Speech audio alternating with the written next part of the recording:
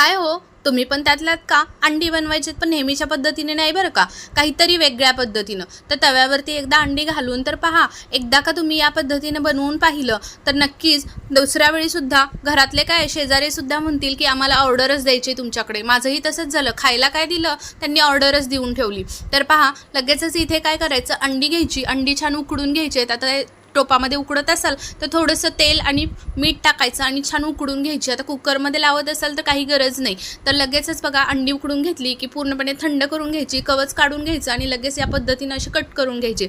आता मिक्सरच्या भांड्यामध्ये छोटंसं वाटण करूया. आलं, लसूण, मिरची 3 मिरच्या घेतल्यात आणि एक मोठा टोमॅटो घेतला आहे. लगेच कोथिंबीर घालायची. त्याच्यामध्ये बघा थोडंसं मी खोबरंसुद्धा घातलेलं आहे, सुकं खोबरं आणि कोथिंबीर घातलेली आहे. एक अंडंसुद्धा घातलं आहे.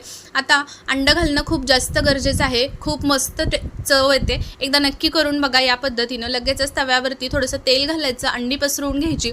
आता लगेचच त्याच्यावरती हळद पावडर आणि मिरची पावडर थोडीशी भुरभुरायची.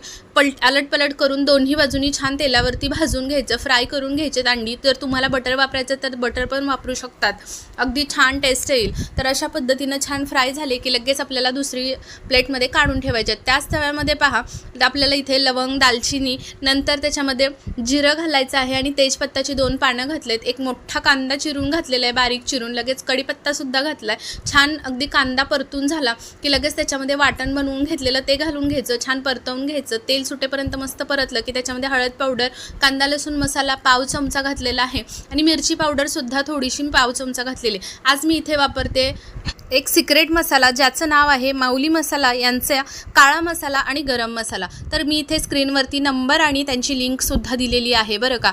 जर तुम्हालासुद्धा ऑर्डर करायचं असेल तर तुम्ही या लिंकवरून आणि फोन नंबरवरती ऑर्डर देऊ शकतात. लगेचच इथे मसाला घालून घेतला, अर्धा चमचा दोन्ही मसाले घातले, थोडंसं पाणी घातलं, छान मिक्स करून घेतलं. तेल सुटलं की लगेचच त्याच्यावरती मीठसुद्धा घालून घेतलं.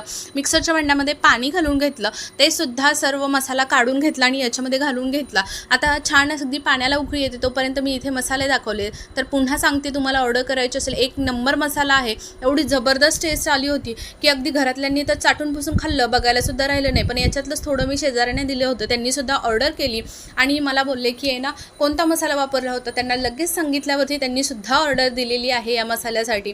तर पहा, कोथिंबीर घातली आणि छान अगदी इथे कसुरी मेथी लास्टला घालून इथे आपला तवा अंडा मसाला तयार झालेला आहे.